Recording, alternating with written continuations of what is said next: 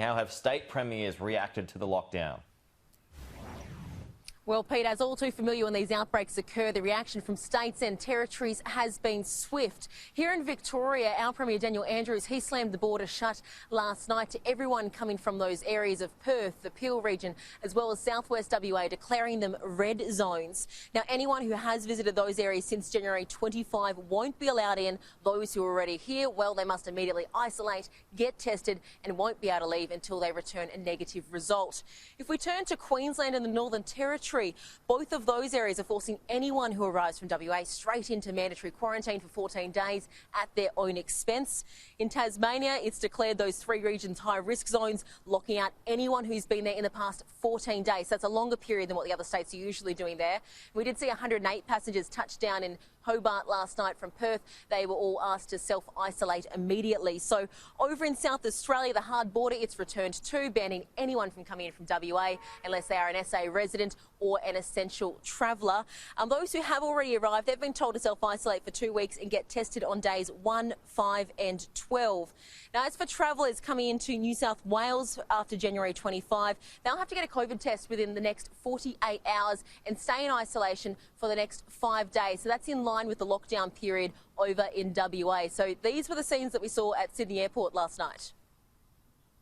They have to self-isolate and they're coming to our house to self-isolate, which we're very excited about, but they're not supposed to hug or be in too much close contact. So we landed in Sydney and were told to stay on the plane. New South Wales Health had called the pilot and said don't let anyone off until they had further notice. No, you kind of expect it these days when you're travelling. It's just part of travelling, I suppose. My daughter is, but she's got to isolate, so she's not very happy.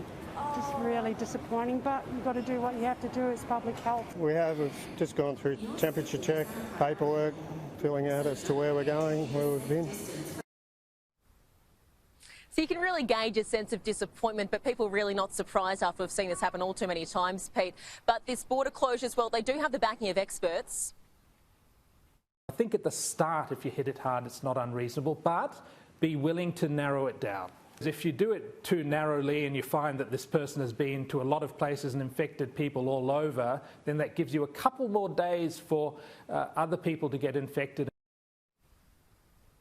Now, we know that Mark McGowan had plenty of advice for the New South Wales government as they tackled the Northern Beaches outbreak. Well, now New South Wales Deputy Premier John Barilaro, he's returned fire. On Twitter last night, he posted that WA's hard domestic border lockdown has proved pointless. I strongly recommend the WA Premier considers adopting the New South Wales strategy to manage the virus, because today WA has learned firsthand an elimination strategy is unrealistic. So, Pete, these border wars continue to go on, so do the political points scoring. Yeah, they sure do.